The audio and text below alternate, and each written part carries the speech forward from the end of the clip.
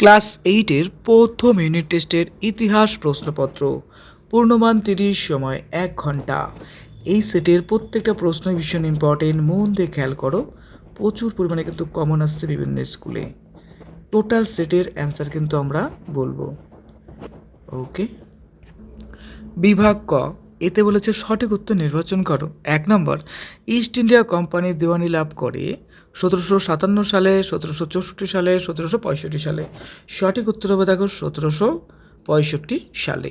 2 নম্বর, বাংলার প্রথম গভর্নর জেনারেল ছিলেন Robert Clive, Warren Hastings, Lord Cornwallis.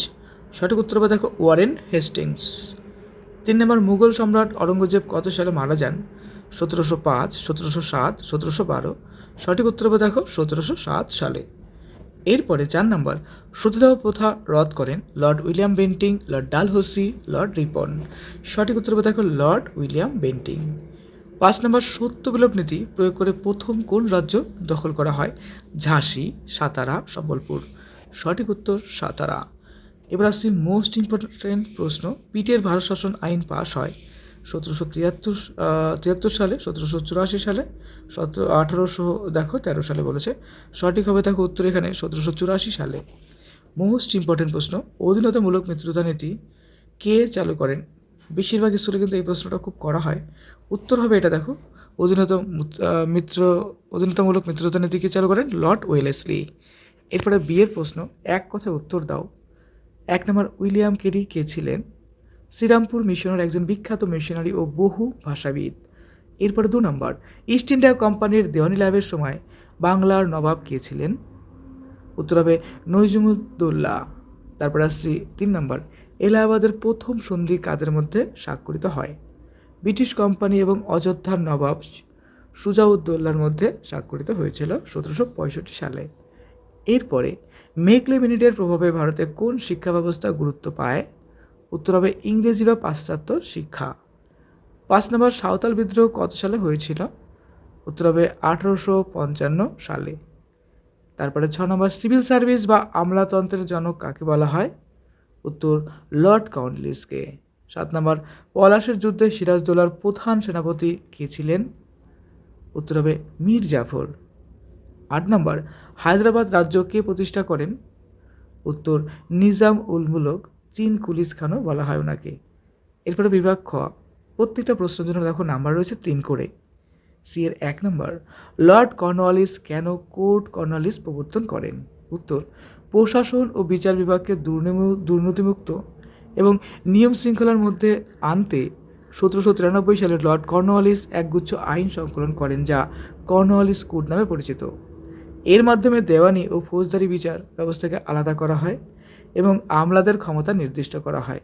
এরপর 2 নম্বর, অন্ধকূপ হত্যা সম্পর্কে একটি টিকা লেখো। One of the most important প্রশ্ন, ম্যাক্সিমাম স্কুলে কিন্তু এই প্রশ্নটা আসে।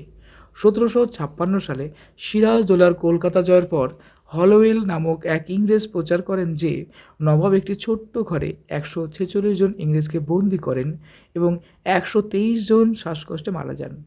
এই ঘটনা অতি রঞ্জিত হলেও ইংরেজদের মধ্যে সিরাজদের বিরুদ্ধে ঘৃণা ছড়াতে এটি কাজ করেছিল। 3 নম্বর, এশিয়াটিক সোসাইটি দেখো বলেছে সালটা 1784 সালে কেন বিখ্যাত? তো বলবো দেখো, স্যার উইলিয়াম জোন্স প্রাচ্যের ভাষা, ইতিহাস ও সংস্কৃতি চর্চার জন্য এটি প্রতিষ্ঠা করেন।